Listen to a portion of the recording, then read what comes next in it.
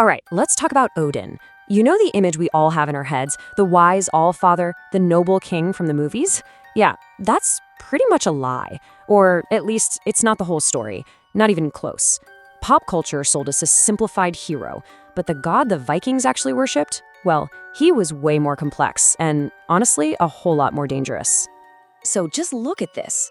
On one side, you have pop culture Odin, wise, noble, basically the perfect king, right?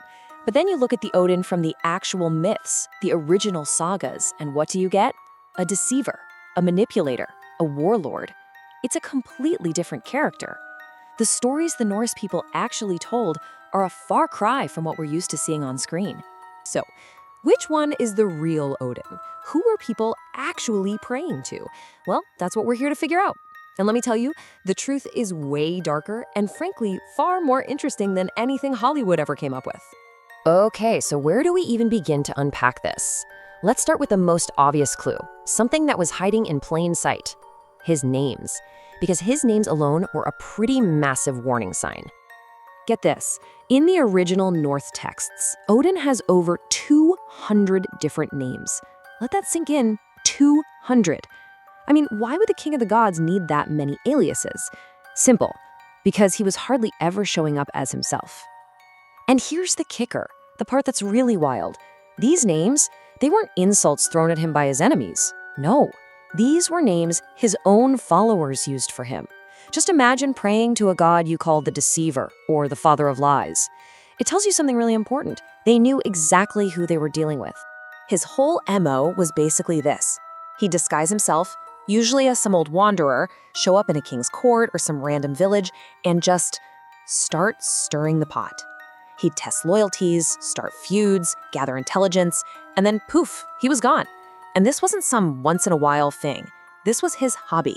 This is what he did for fun. Can you just imagine the kind of paranoia that would create? I mean, think about it. You're living in this world where any stranger at your door, any old man offering you advice, could literally be the king of the gods in disguise, setting you up for some grand cosmic scheme. Who could you ever really trust? So this whole deceptive side of him, it forces us to look at his most famous story in a totally new light. You know the one where he sacrifices his eye for wisdom. We always hear that and think, oh, how noble. But the real question isn't that he got wisdom. It's wisdom for what? And this is so important. He didn't trade his eye for some kind of peaceful, philosophical understanding of the universe. He traded it for military intelligence. He wasn't using his foresight to stop wars or help people. He was using it to see every future battle so he could manipulate them, so he could engineer them to fit his own grand strategy.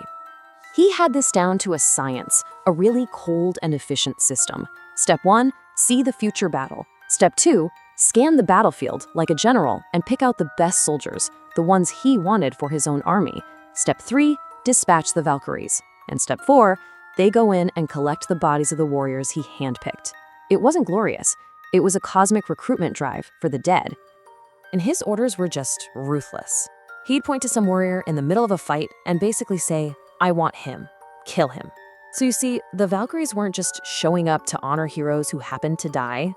No, they were acting as assassins, making sure the right people died, all on Odin's command.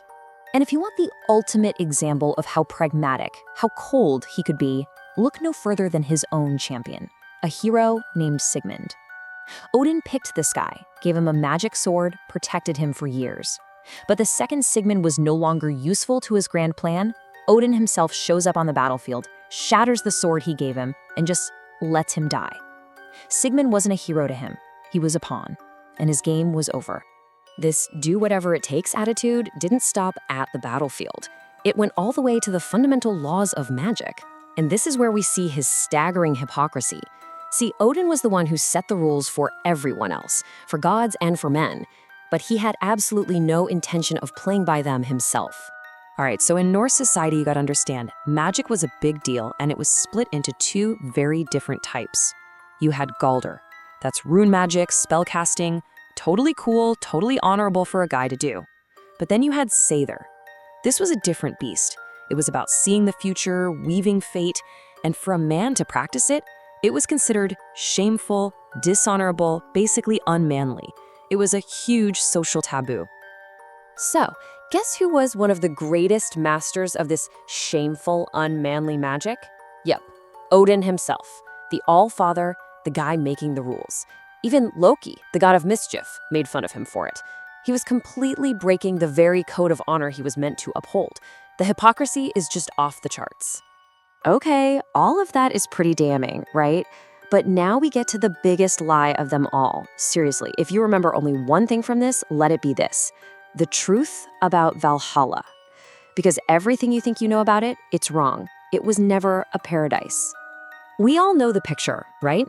You die a glorious death in battle. You get whisked away to a giant hall in the sky. You get to feast and drink and fight with all the greatest heroes of all time, every single day, forever. It's sold as the ultimate reward. Sounds amazing, doesn't it? Yeah, well, it was a lie. Valhalla wasn't a reward. It was a boot camp. It was a cosmic training ground. All those warriors Odin was collecting, he was building an army for one single purpose: to fight in Ragnarok, the final apocalyptic battle at the end of time. That daily fighting and feasting wasn't a party. It was training for a war that would literally destroy the world. But here is the absolute darkest part of the entire story. Remember that eye he sacrificed, that foresight he gained? He knew how the story ended. He knew that even with his hand-picked army of history's greatest champions, he was going to lose. He saw his own death. He knew the great wolf Fenrir would kill him. He knew it was all doomed. And he built that army anyway. So that leads us to the biggest question of all, right? If this god is a manipulative, hypocritical liar who is leading everyone to a battle he knows he can't win, why on earth would anyone worship a guy like that? And the answer is, well, it's kind of brilliant. They worshipped him because of his dark side, not in spite of it. Think about the world the Vikings lived in. It was harsh, it was brutal, it was unpredictable. They didn't want some nice, simple, good god. That wouldn't have made sense. They needed a god who reflected their reality, a god who was complicated, dangerous, and who understood that survival sometimes means doing things you're not proud of. I mean, listen to this. This is a direct quote from the Havamal, which is basically Odin's self-help book. He says, "A man should be cunning, not honest." He's not even trying to hide it. He's teaching it. He's openly telling people that in the world as it is, being clever is better than being honest. He had zero illusions about who he was. When you boil it all down, it's about one massive, calculated trade-off. Odin traded being good for being effective. He decided that saving the world, or at least trying to, was more important than his own honor, his own morality, his own reputation. He was willing to be the bad guy if it gave him a fighting chance against total annihilation. And that's the big question the myths leave hanging in the air. It's the same question people have been wrestling with for 1,000 years. Was he right? Is it better to have a leader who lies and manipulates and breaks all the rules to try and save everyone? Or one who is pure and honest and noble while the whole world burns down around him? It's not an easy answer, is it?